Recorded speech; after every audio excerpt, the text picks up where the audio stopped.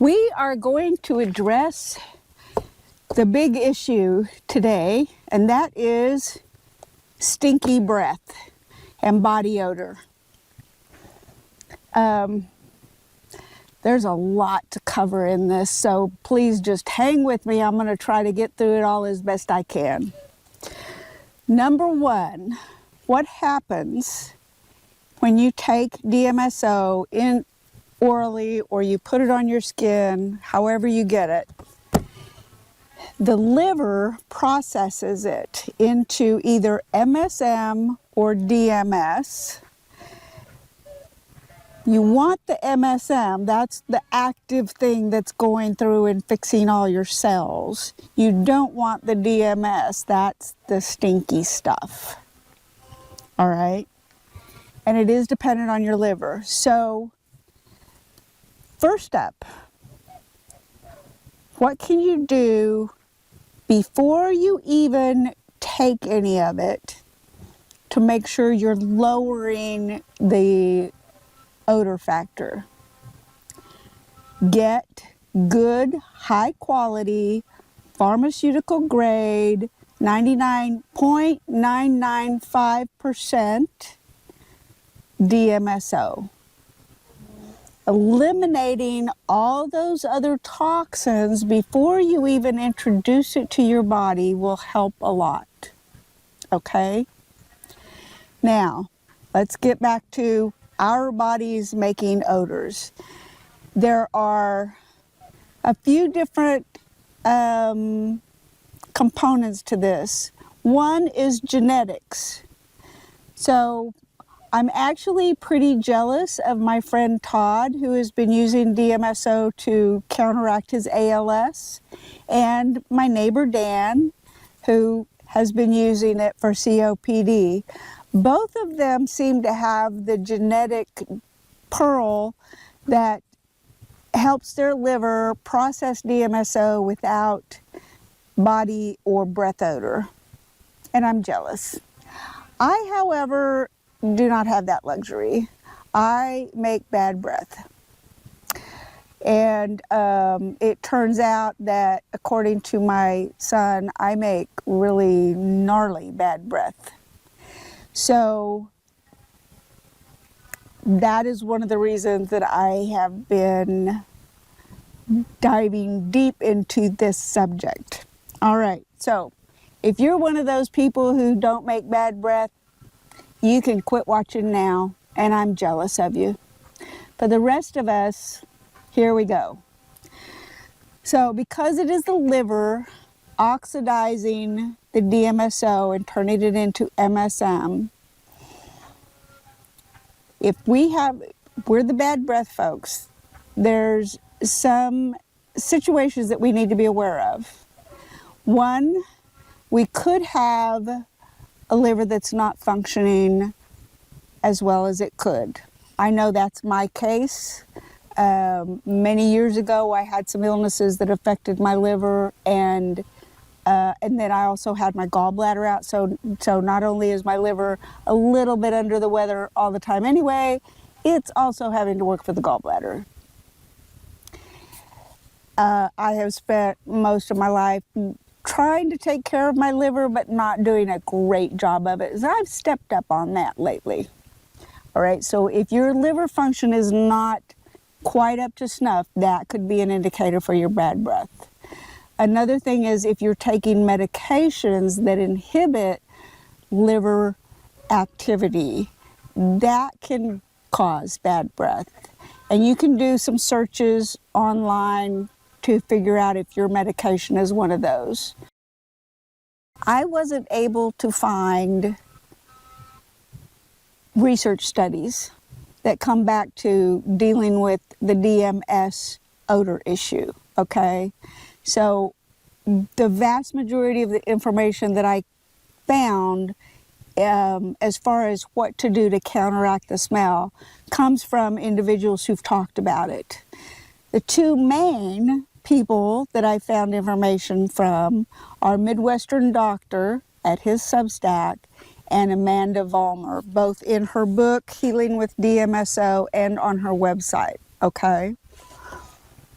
They are both very good sources of information.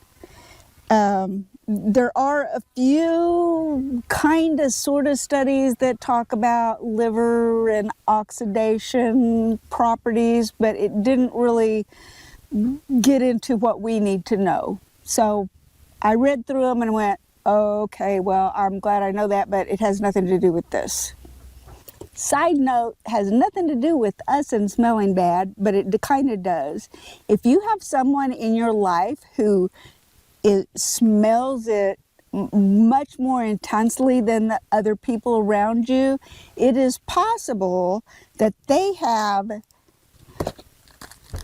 a zinc deficiency of all things. So it might be an opportunity for you to see if they will help you experiment a little bit and see if they can take some zinc supplement to help them. Because if they're low on zinc, they need the zinc anyway, because it is so important to your health.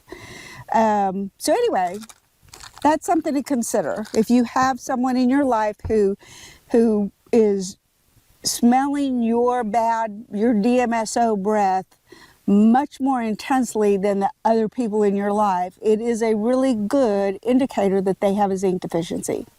So there's that. All right, so now where do we go? I have tried chlorophyll, and it seems to work if I am using smaller amounts of DMSO. So if I am just using the DMSO for my tinnitus, which is me putting it around my ears, then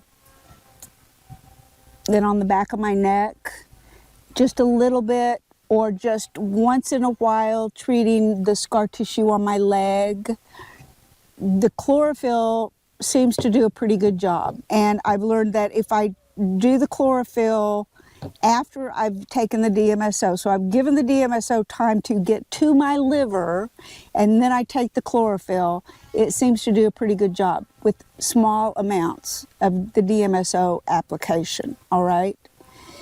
Taking DMSO internally seems to really ramp up my breath odor.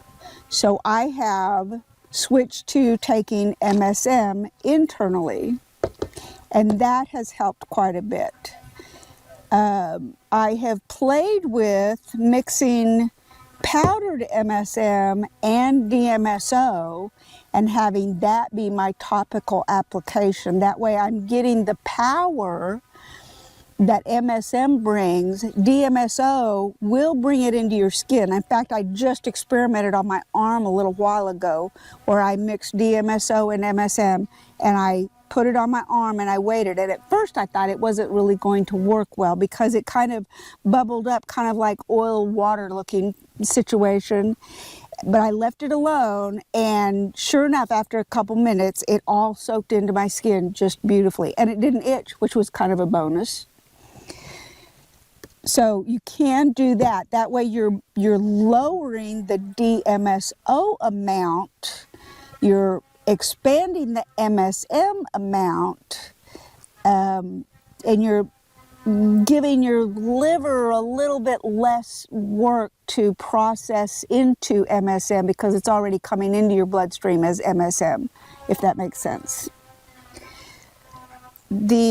So that's one of or a combination of things you can do with MSM. You can take it internally and only use the DMSO for topical, or you can mix the MSM with the DMSO for topical, or you can do a combination of them if you want to. I think I might try out a combination of those and see where I go with it. The other thing that you can do as far as an additional thing to take is urea powder. And it smells like you think it might smell. Now, this particular powder that I got has some flavoring in it. It's got some, anyway, it's got some flavoring stuff in it.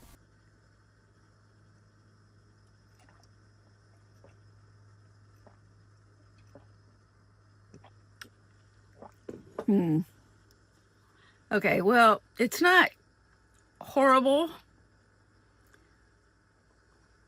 It's not great. It's if you've ever had creatine, it's better than creatine, but not much as far as taste goes. And it doesn't taste like you're drinking piss, so that's a good thing, right? If you decide to do this, then it's recommended that you do a scoop an hour after you use your DMSO, and then another 4 hours later, and then another 4 to 8 hours after that.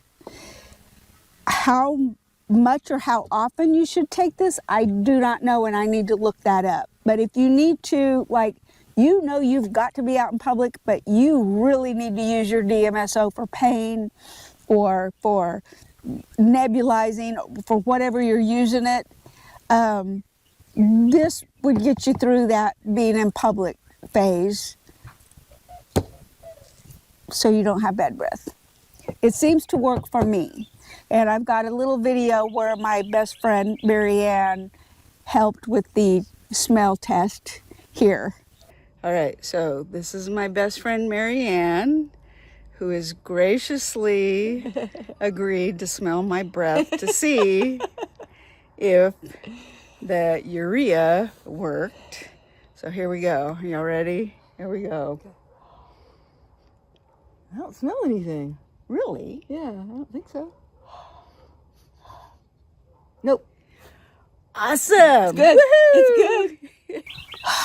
I cannot say it, y'all. I really can't. I can look at it. I know how to spell it. Molybdenum. Molybdenum.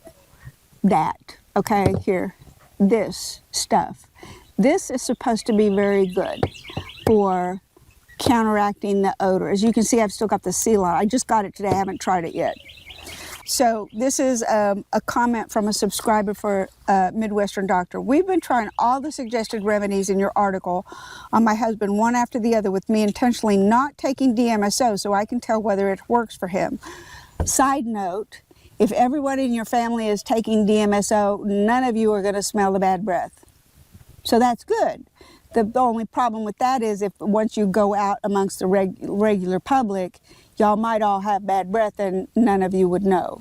So that might be an issue. Anyway, so we started by switching the regular pure strength DMSO with the low odor DMSO from DMSO store. That took care of probably 80% of the odor, but it was still unpleasant in whatever room he was in, especially if he was close enough for his breath to reach me.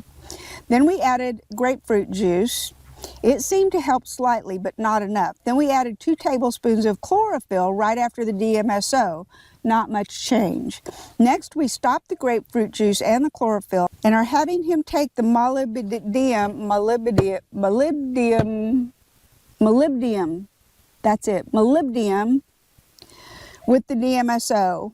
He's experimented a bit with when to take it, and we found that taking it a full hour before the DMSO makes the odor almost non-existent. We'll keep at it to make sure, but so far the I give up, is the winner. This seems to work for somebody who has pretty bad breath odor. I am going to try that next. Additionally, some things that Amanda Vollmer has recommended is taking quercetin with your DMSO, and you could always double up if you want to, pomegranate juice. So, see, I have a pomegranate here. I got this for the show and tell, and then I realized I'll just get the powder because I live in a small bus and, yeah, space. So this works. Anyway, so here's some options for you. High-dose vitamin C seems to kind of work for a few people. Why, I don't know. You can always get, mint, breath mints to have with you to kind of help if you've got it and you haven't done these things or these things didn't quite work out. I know this will work for me. I've tried it. Marianne tested it for me. It worked. I know this chlorophyll has worked for me when I'm doing lower levels of DMSO. I know that an additional thing is to not stack taking DMSO. What I mean by that is don't take it day 1, 2, 3, 4, 5, 6, 7, keep going every day. If I take it one day and I wait a couple days and then take it again so that it isn't building up in my system, that seems to help a little bit. I would prefer to be taking it every day, but until I can get my liver working a little bit better, I am being careful with the DMSO and how much I take. That being said, DMSO is going to help you heal your liver, so don't stop altogether just because of bad breath. Find something that will help you mitigate the bad breath issue. Maybe take less DMSO. Maybe alternate days with the DMSO. Smaller quantities more often might work. Play with it. Find somebody you trust who's willing to smell your breath, like my wonderful friend Marianne does, and find that happy medium, because the positives of what DMSO is doing for you overall, your whole body, including your liver, is getting those toxins out of your body and helping the cells heal. And that is so important. So just remember, if somebody in your life has really have a problem with you, get them to take some more zinc. Get them to look into what their zinc levels are, all right?